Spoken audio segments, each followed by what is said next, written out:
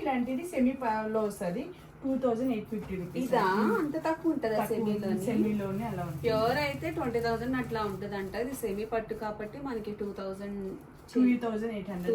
3,000 change లో వస్తుంది.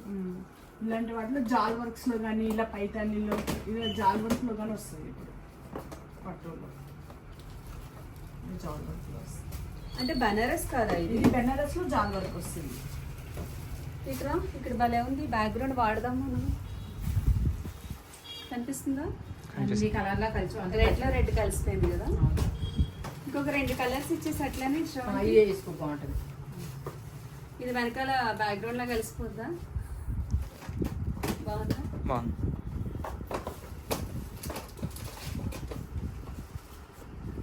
కలిసిపోద్ది. ఇదా